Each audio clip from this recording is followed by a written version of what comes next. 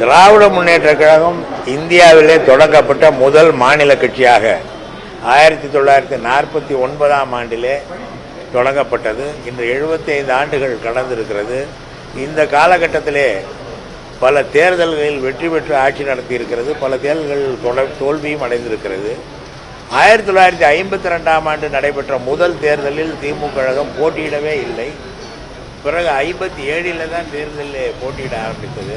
எனவே தேர்தலிலே போட்டியிடுவது என்பது சட்டமன்றத்துக்கு சென்றால் மக்களுடைய பிரச்சனைகளை பேசுவதற்கு வாய்ப்பாக இருக்கும் என்ற காரணத்தினால் திருச்சியிலே நடைபெற்ற மாநாட்டிலே முடிவெடுக்கப்பட்டு அதற்கு பிறகுதான் தேர்தலில் கழகம் போட்டியிட்டது. ஏறத்தாழ 22-23 ஆண்டுகளாக ஆட்சியிலே இருந்த காலத்தில் திராவிட முன்னேற்ற கழகம் எந்த கொள்கைகளை முன்னெடுத்து பிரச்சாரம் செய்ததோ அந்த கொள்கைகளை எல்லாம் நிறைவேற்றி இருக்கிறது.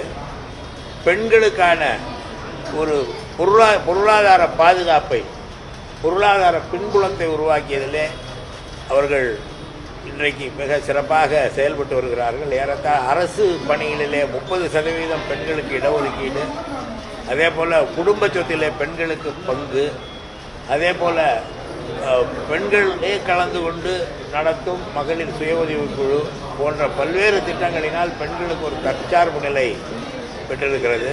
சுயமரியாதை சட்டங்கள் திருமணங்கள் செல்லுபடியாகும் என்ற ஒரு சட்டத்தை நிறைவேற்றியது.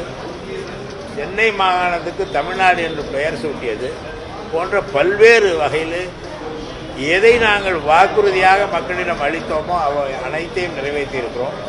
தொழில் வளர்ச்சியிலே தமிழ்நாடு மிகப்பெரிய முன்னேற்றத்தை அடைந்திருக்கிறது என்றால் அதற்கு திராவிட முன்னேற்ற கழக அரசு ஒரு மிகப்பெரிய காரணம்.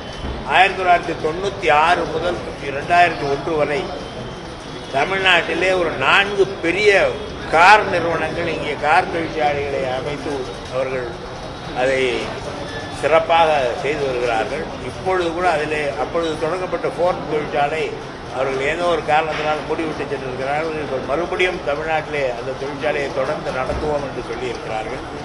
அதே போல் பல இடங்களில் சிப்கோ தொழிற்பேட்டைகள் போன்றவற்றை உருவாக்கி ஆங்காங்கே தொழில் வளர்ச்சிக்கு பாடுபட்டிருக்கிறது. இன்றைக்கு ஐடி தொழிற்சாலையை பொறுத்தவரை சென்னையிலே டைடல் பார்க் தலைவர் கலைஞர் அவர்கள் முதலமைச்சராக இருந்த நேரத்தில் உருவான டைடல் பார்க் தான் இந்தியாவிலேயே தமிழ்நாட்டை தகவல் தொழில்நுட்பத்தில் முதல் மாநிலமாக மாற்றி இருக்கிறது. தொடர்ந்து இந்த பணிகள் நடைபெற்று வருகிறது.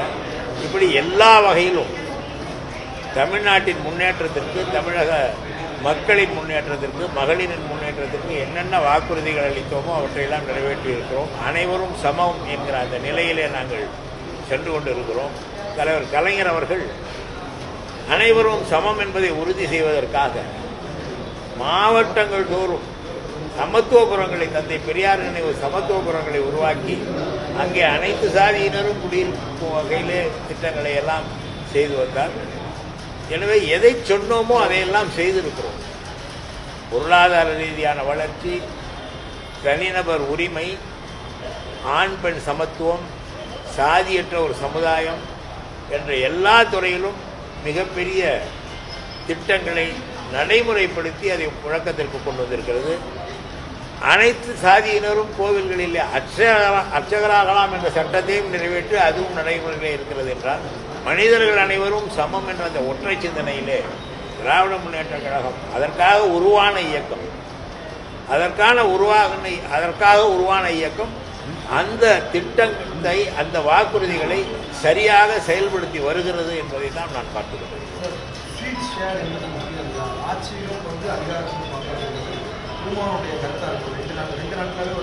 அது தலைமையோடு தேர்தல் நேரத்தில் பேசி முடிவெடுக்க வேண்டியது. இப்பொழுது அது குறித்து நாங்கள் பேசுவதற்கு ஒன்றுமில்லை. கடந்த வாரம் அதுதான் சொல்றேன்.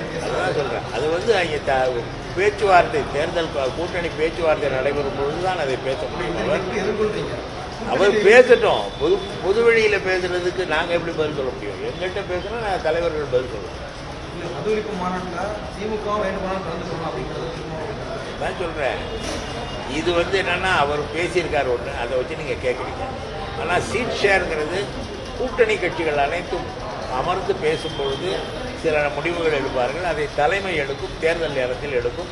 இப்பொழுது அதற்கு பதில் சொல்லக்கூடிய எந்த முடிவையும் திமுக எடுக்கவில்லை. அமைச்சரவை மாற்றம் குறித்து முதலமைச்சர் பேசியிருக்காங்க. இந்த நேரத்தில் திருமாவளவன் அவர்கள் ஆட்சியிலும் பங்கு அதிகாரத்திலும் பங்கு ஒரு கோரிக்கை பேசியிருக்காங்க. இதுதான் சொல்கிறேன். அதை பற்றி இப்போ பேசுறதுல வேலை கிடையாது. அடுத்த தேர்தலில் தான் பேசணும். போன தேர்தலில் அந்த மாதிரி ஒப்பந்தம் இல்லை. அடுத்த தேர்தலில் என்ன வருதுன்னு பார்க்கணும்.